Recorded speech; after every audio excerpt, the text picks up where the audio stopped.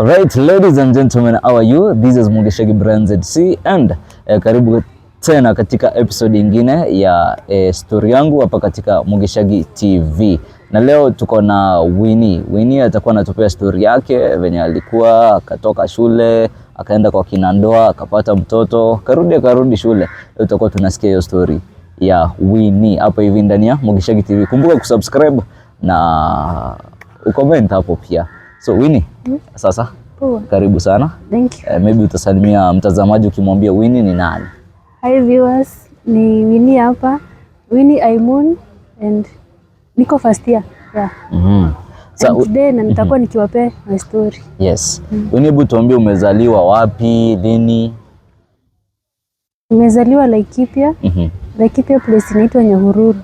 Yeah. And maisha yako utotoni ilikuwa aje? Siblings wako mlikuwa wangapi? Maisha yangu imekuwa poa, si mbaya. I'm the first born in a family of 8. Yeah, and I thank God for that. Yeah. Alright, first born, shule ulisomea wapi? Nimesomea Gatero Primary, huko tu side za Nyahururu. High school? Gatero Secondary. Hebu tufike sasa maisha ya high school. Ilikuwa namna gani hadi ikafika point yenye ulitoka shule kidogo? Okay, maisha yangu ya high school ilikuwa ilikuwa tu poa. So nilikuwa nimeitwa shule fulani hapo. It's a extra county school but si kumake. Yeah, but nikaenda another school inaitwa Dhiro Secondary. It is the best school in Laikipia County. It is the best day school in Laikipia County. Wow. Sasa nikajoin hiyo. It was around 2018.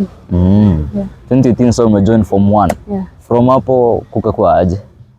Form 1 kukakuwa poa. Form 2 sasa hapo ndo kulianza change kidogo due to hiyo venye mtu unapatananga na a certain company. Adolescence ama peer pressure. Peer pressure, adolescence yote inachanganyana. Yeah. Hapo ndo nilianza life ikaanza kuchange kidogo juu nilipatana na that company. So you try to fit in there. Kwa hii company ilikuwa ya kina nani? Walikuwa wanakaje ndo ujaribu kufit in? Hawako wabaya. They were good at some point. At some point I can say they were bad influence. Bad influence. Because they were a group of around 5, but mostly were girls and 1 boy. Wasichana 5 na dume moja. Mko form 2 nyote ama? Tuko form 2 sasa. From the same place. Yeah, from the same place.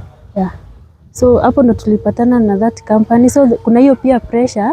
But sasa unajua kila mtu wako na friends wake outside the school. So sisi tulikuwa shule moja. So wao ma friends pia wako na friends wao huko nje wana influence hivyo. But sasa wenye tulikuwa shule moja we were around 5 with 1 boy. So walikuwa wanafanya nini zina kufanya useme ilikuwa bad influence? Walikuwa na mambo mengi. Maybe tuseme kama classes hivi, tuko na class maybe agriculture. Hivyo unasikia mimi sisikii kusoma agriculture. Unaambia best yako fulani, ambia huyu tuende. Sasa mnapatana mmetoka nyinyi wote. Hivyo venye mlikuwa in that group yenu, umeenda tuseme tunaibauncisha. Maybe I feel kusoma hiyo lesson, unaachana unapotea shule. Apart from that, yeah, we were that boy. You know, we used to trust him back tukiwa form 1.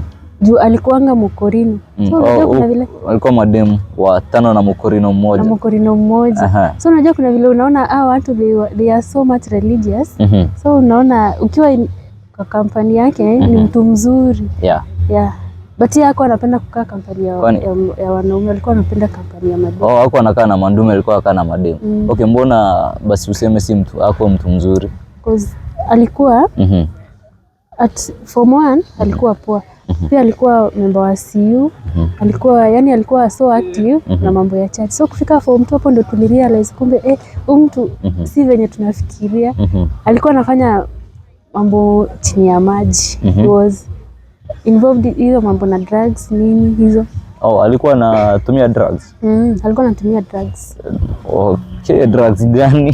Sasa siwezi jua hapo, tukaa bangi hizo drugs ziko high, si za chini. Si fegi na pombe. Si fegi na pombe. Alikuwa anatumia ama alikuwa anauza ama ilikuwa aje? Zote anatumia, akiuza bado alikuwa anatumika ku channel the drugs kwa shule hivyo. Na alikuwa na kiremba? Alikuwa nayo. Wow. Wow. So mlijua aje huyu jamaa ni pedi? Sasa najua na ili affect aje friendship yenu mko watano? The more tunakaa na yeye, the more anatutrust na the more anatuambia venye anafanya. So ikafika time alijifungua, yani tunaweza sema je, akafungua roho, akatuelezea. Akasema yeye anakuanga hivi na hivi na hivi na hivi. Yeah. Wow. After mnajua what happened, alifungua roho lini? Bado mko form 2? Tukiwa form 2. Hii story yote ilifanyika tukiwa form 2.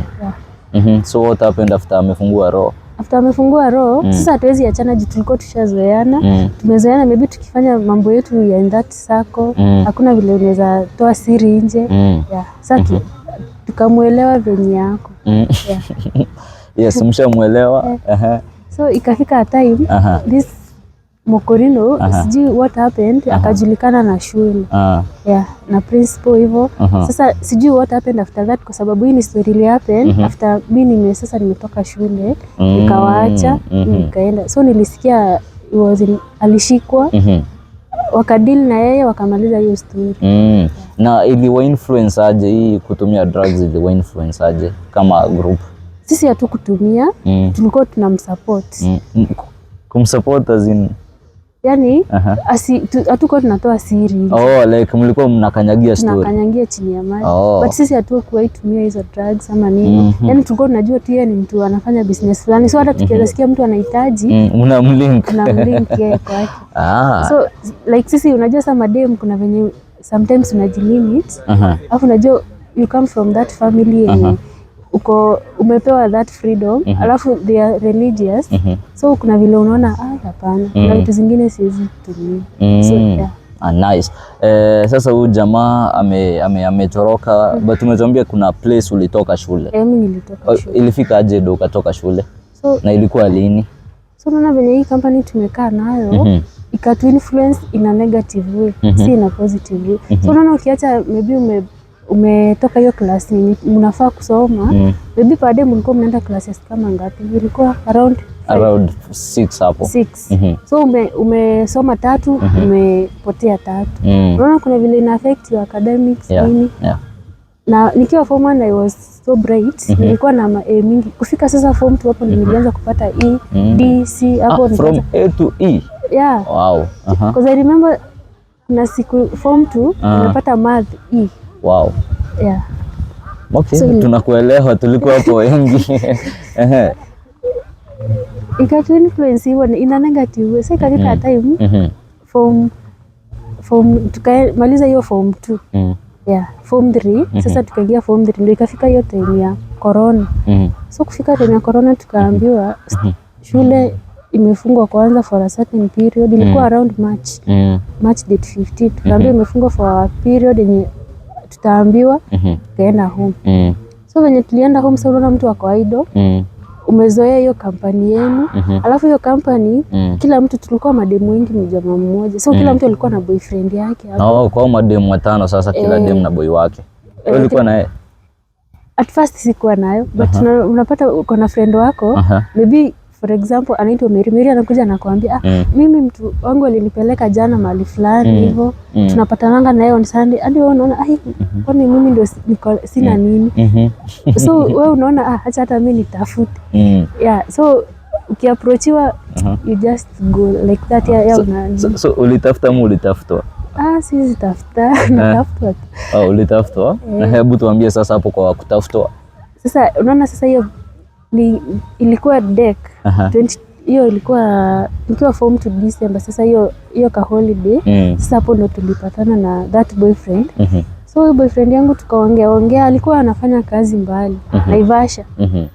So unaona hatukuwa tunaonana. Na mmepatana nini Nyahururu? Tumepatana tu Nyahururu hapo. Nilikuwa naenda shughuli yangu na yeye shughuli yake. Then tukapatana tu hapo na junior tribe yangu, tunatoka the same place, tukajuania hapo. So yeye alikuwa anarudi kazi, mimi nilikuwa shughuli zangu. So tukaanza kuongea hapo venye shule ilifungwa around March hapo. Tukaanza sasa kuongea sasa vizuri. So tukaongeanga, mimi nilikuwa naona sasa familia yetu kuna vile unaambiangwa usikae idle, wewe tafuta kitu unaweza fanya. So mzee akaona acha nitafutie biashara kadogo kakuuza nyanya. So mimi nilikuwa nauza nyanya nikizungusha hivyo, nikiuzia watu wao maybe hao wa vibanda hivyo, ilikuwa naendea mbali kidogo. So tulikuwa tunaongeanga hivyo kufika around July, akaniambia wewe fanya hivi, wewe kuja unitembelee for maybe 1 week ama 2 days ama 1 week urudi home. So mimi nikadanganya mzee juu sasa sina kazi nafanya, yani sina mambo na shule, siko occupied sana. Afu hii business ni yenye tu ninaweza simamisha anytime. So nikamwambia mimi naenda kutafuta kazi fulani nimeitiwa, nitarudi maybe nikipata nitarudi. So unaona madhe yako anajua sasa uko na mtu. Ako anajua. Sasa unaona madhe vile nilikwambia madhe anakuanga, so yani anakuanga nakupeanga that chance wewe mwenyewe ujitawale, ujitafutie yani kama unataka kuanzisha kitu anakupea hiyo chance, akufungii sana. So yeye akaniambia unataka kutafuta kazi, enda utafute, sawa, bora urudi shule ikifunguliwa. Jua tuko tumeambiwa date ya kufungua. So mimi nikaenda atembelea huyo boyfriend, tukakaa naye for 1 week, karudi. Nikamwambia madhe kwenye nilienda kazi haikumeka. Ulikaa umeenda kwa boy sasa ukakaa 1 week Naivasha, alafu ukarudi huko. Nikarudi. So madhe akasema haina shida, utakaa. Nikaendelea na business yangu fika September. Akaniambia tena sasa juu ulikuwa umekuja last time, wewe kuja juu nimekumiss, tukae na wewe kidogo then urudi. Tulikuwa tumeanza kusikia rumors shule inafunguliwa around December hapo. Watu warudi shule. Sasa nikamwambia juu shule inafunguliwa nitafanya aje? Akaniambia utarudi. Si nikaenda. Na juu nilikuwa nilishamtrust before, si hakuwa mtu mbaya. So that time mimi nikaenda, sikuwa najua kuna plan mambo yake. Alikuwa ameplan mambo yake. Alikuwa asha plan. Sasa umeenda hadi Naivasha sasa. Umeambia madhe unaenda kutafuta kazi tena? Nimemwambia naenda tu kutafuta kazi.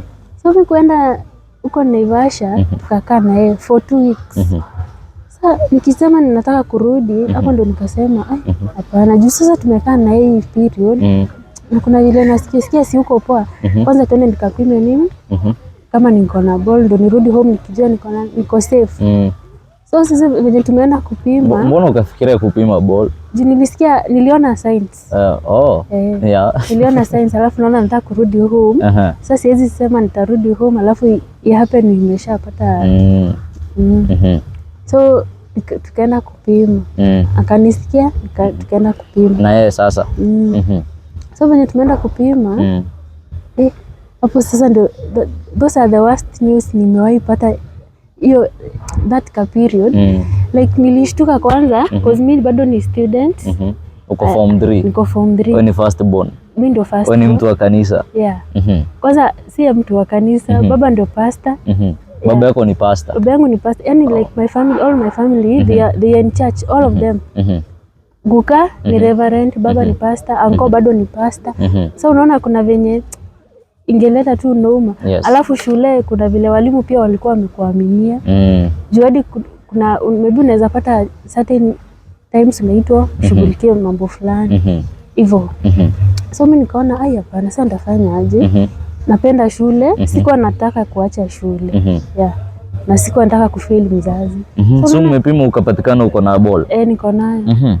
Sasa hapo nikaanza kupatwa na stress hivyo.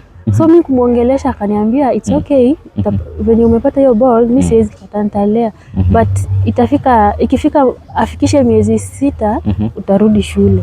Juu wewe ni mtu unapenda shule. Like ukishajifungua sasa ule mtoto. Alisema kwanza tulee mtoto usikubali kwanza nini. But sasa mimi sikuwa nimekubali. So ikafika time au ma friends wangu nikiwapigia niwaulize nitafanya aje. So kuna mwingine aliniambia wewe fanya hivi, wewe toa juu mimi nimezoea juu niko shule. Juu ya hiyo sababu zote ya family, shule nini. Alafu so ulitoa ama haukutoa? Sikutoa. siwezi amua tu hivyo. Juu aliniambia alikuwa ashazoea kutoa. Sasa mimi nikaona na ni mtu ajai niambia hii kitu sasa nikaona hapana. These are not the kind of friends I have in life. Nikaachana na story ya huyo. Mimi nikasema hakuna haja niishi na guilt kwa life yangu ya kuua mtu. Mimi nikasema tu acha nile. Nikakubali tu kitokee kitu itatokea hapo katikati ndangangana nayo. Sasa umeambia mokoro, umeambia pasta? Hakuna mtu anajua. Ni mimi tu na boyfriend yangu na maybe au mabeshte na brother yake. Brother yake alijua alikuwa hapo around. So tukaamua kulea. So tumekaa na yeye huko, madhia ananipigia simu watu wamerudi shule, nikazima hiyo simu, nikazima line kila kitu. So hakuwa na access. Uka block madhe. Nilitupa hiyo sim card by the way. Juko unataka kusumbua. Sikuwa na nini? Sikuwa na ID yangu. Sikuwa nimechukua ID. Hiyo time bado uko na miaka ngapi? How old are you? I was 18. 18. So sikuwa nimechukua ID, nilikuwa in the process ya kuchukua ID. So hiyo sim card haikuwa yangu. So sikutupa ni rahisi. Nikatupa na nikazima kila kitu. Pia yeye yake yenye alikuwa anajulikana nayo huko around home akamalizia. Bwanako sasa. So tumekaa but nilikuwa na stress. So nila hadi unakaa uko na ball ukuli ufanye nini, so life ikakuwa hard but si feel yani niko comfortable. So nikalea hii ball ikafikisha 5 months 6 months kufika around 7 months hapo ndo nikaanza complications. So saizi bado uko na Naivasha hujarudi home? Niko na watu wa home hawajui? Ball iko 7 months. So hapo ndo nilianza complications. Unajua sasa ukiwa in that state ufai kupata stress, kujiweka kwa mawazo, unafaa kukula vizuri. So hapo nilianza complication. Nikienda hosi naambiwa mtu yako sawa. Nikienda ingine naambiwa mara sijui yako aje hivyo. So ikafika time nikaenda hosi, ilikuwa hiyo scan. Kuna hii scan wanaenda kufanya. Hiyo CT scan. CT ni ya kichwa, hii ya kuangalia ultra whatever. Sasa hapo ndo nilianza wasiwasi, stress kabisa ikaingia hivi. Sijui nitaambia aje maadhi. Sijui, lakini alikuwa ashasikia rumors kuna kitu tu imehappen. Unajua sasa obvious stories huwa ina nini. So after umeblock au kujaribu kuwatafuta stuff? Alijaribu. Bata kuwapata. Hakunipata. Jikonye nilikuwa nakaa kwa ranch. Na ni mbali. But it is a government ranch. Yeah. Okay. So umeambiwa mtoto ako na complications? Ako na complications. So ikabidi ningoje ifike hiyo time atazaliwa. Nikaambiwa kwanza ningoje ifike hiyo time. So kufika hiyo time nikienda ikafika due date. So kwenda kujifungua. Sasa doctor akaniambia mtoto hayuko sawa. Itabidi umejifungua na nini? Na CS. Na operation. Nikakataa for 1 week. Ndio nimekaa hosi nikiwa nimekataa. But niko na ile pain. So ikafika wakakuja wakanibembeleza, madhe ashasikia fungua na CS. Sasa ikabidi walinibembeleza for a long period, ndio nikakubali, nikabidi nimejifungua na CS. Nikaenda home, madhe akakuja, alishasikia hizo stories, akakuja akanitembelea hivyo. So mtoto akakaa, juu alikuwa amenipromise nitarudi shule after 6 months. So madhe amekuja, ushajifungua sasa? Akakuja akanitembelea hivyo. Though nilikuwa ninashtuka, but akakuja akaniashua kila kitu iko sawa. As long as uko hai na alijua aje mali huko? Hata sijui alijua aje. Sijui. Mimi nilishtukia tu wako hosi, juu sikuanga hadi na simu hiyo siku nataka story na simu. So tukalea mtoto akafikisha 6 months. So mtoto unamlelea home ama kwa huyu mwanaume? Kwake, kwa baba mtoto. Kwa baba mtoto. Yes. Kwa baba mtoto bado. Madhe alikuja akatembea hiyo. Na uko form 3? Nilikuwa form 3. Yes. Alikuja akatembea hiyo period yenye mtoto alizaliwa akarudi. So kufika hiyo 6 months najaribu kumwambia na kumkumbusha ninafaa kurudi shule. Akakataa. Yaani like vile unamwambia, unajua sasa mimi unakuja namwambia, unajua kuna vile ulikuwa umesema nitarudi shule after 6 months, mtoto sasa ni mkubwa, anaweza kula hivyo. Sasa nafaa kurudi shule. Inakuwa vita. Anakasirika, analeta mambo mingi hapo, excuses. Nikaona hapana, hapa sina future. Alafu mimi nilikuwa that unapenda shule sana. So nilikuwa nataka kurudi tu shule bado. So kufika mtoto akafikisha 8 months, nikaanza kujipanga polepole. Juu si nikimwambia analeta vita. Vita as in alikuwa abusive physically ama ni violent? Alikuwa violent physically. Ashai kupiga? Uko na mtoto? Niko kwanza na 3 months. Na nimefanyiwa mtoto kwa 3 months. Nimefanyiwa CS.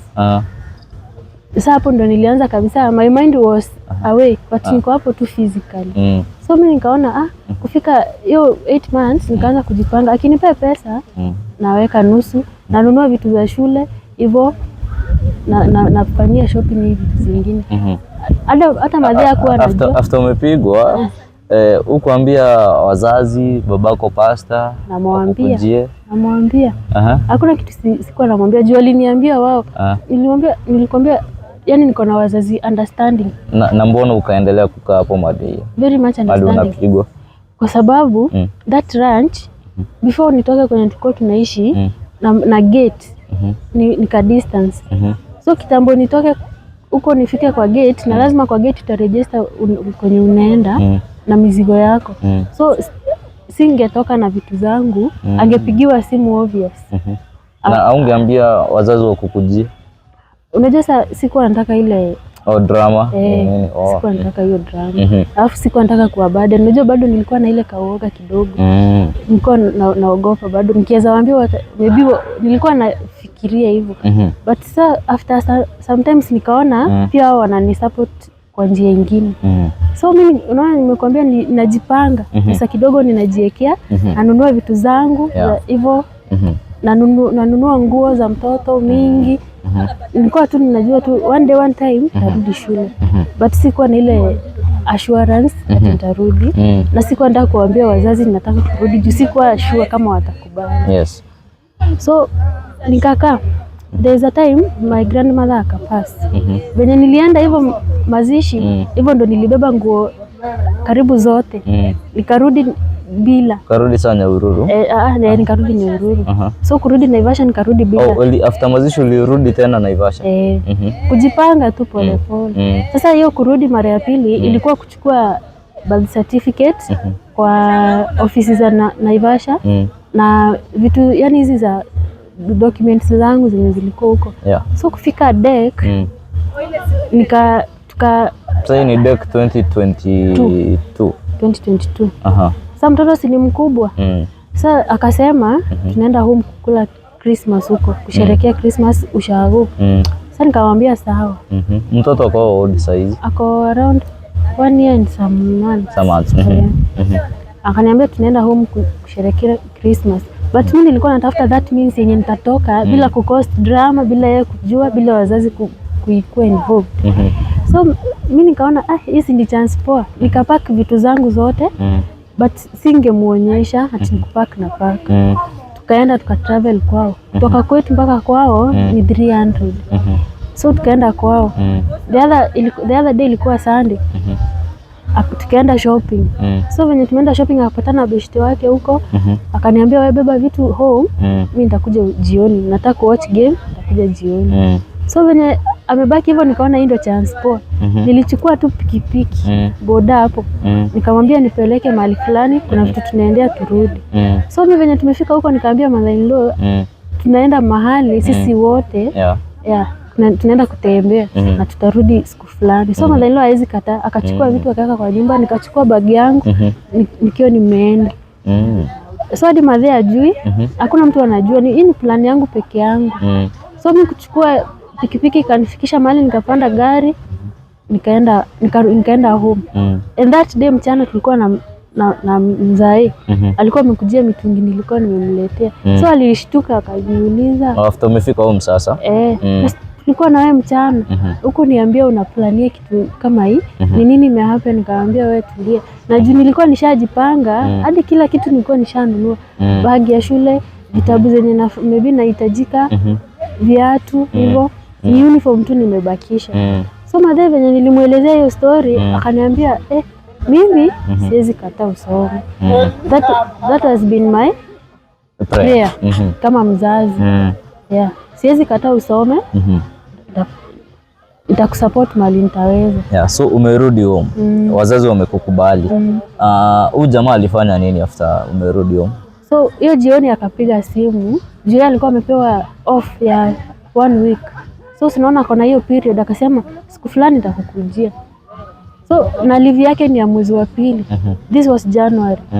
Ndio tunaingia Januari sasa. Akasema juu naenda na narudi mwezi wa pili, siwache ukae tu hiyo mwezi wa pili nitakukujia tukirudi sasa. Akimaliza leave yake. Sasa mimi nimekaa home, ajui kama nimeenda shule na yani na plan kwenda shule.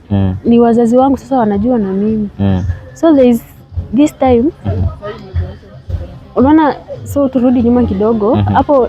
Siku ya mazishi, wakati nilikuwa nimekuja mazishi ya my grandmother, ilikuwa time ya politics 2022. Tukapatana na a certain women rep. Nikamuelezea my situation, though hakuna mtu alikuwa anajua, ni mimi tu na yeye. So akaniambia chukua namba, when you are ready to go back to school wewe niambie. So unaona, nikaona hii ndio chance kwa, nikampigia that January. Akaniambia sawa, nitakulipia uniform na school fees. Ni women rep wa kwetu Laikipia County. Nitakulipia uniform na school fees na kila kitu. Nikampigia, akanilipia school fees na uniform. So mimi ndio huyo nimejoin shule. Madhe akasema atashika mtoto. So umejoin shule, bwanako wajui, wazazi wamekubali. Walimu walireact, ulirudi the same school ulikuwa? Walimu na students walireact aje after umerudi hiyo shule? So mimi after nimerudi shule, walimu sikurudi the same school. Nilirudi shule nyingine juu yenye ilikuwa mbali kidogo. Hiyo yenye nimeenda saa hii ni karibu. Juu nilikuwa na consider that distance ya jioni. After umetoka shule kwenda hiyo jioni, after umetoka shule kwenda kwa nyumbani kushughulikia maybe mtoto hivyo, kazi yenye umepewa ya shule. So nikaenda shule yenye iko karibu na home. So venye walimu hawaku react, baadhi walifurahia because me baadhi wasifichi. Nikawaambia this and this happened and now I'm going, I want to come to school. Hivyo nataka kusoma. So venye walisikia hivyo wakafurahi. And they supported me juu nimekaa for 3 years home. This is 2020, 2021 and 2022. So nikaenda back to form 3. Alright, umerudi shule, walimu wamekukubali. How was life kubalance familia, kulea mtoto na kusoma? Si rahisi. Si rahisi because unaona I'm the first born. Wenye wamenifuata nyuma they are boys. Msichana mwenye ananifuata alikuwa around 5 years, alikuwa mdogo. So unaona kuna ile bado after school wewe ndio unafaa kuja kupika, kushughulikia mambo ya nyumbani, kuchota maji hivyo. So na mtoto bado wako hapo anakungoja, like kuna hiyo challenges. Afu bado uko na school work, bado unafaa kucover up hiyo miaka yote before urudie kazi ya form 1 na form 2. Na sasa ukatch up na venye walikuwa wamesoma kidogo hapo form 3. It was not easy. Na so umemaliza shule, yeye bwana, tuambie about the husband now. Alijua about uko shule ama usharudi shule or stuff? So time alikuja sasa leave yake hiyo ya February. Sasa hapo ndiye akakuja home akaelezewa.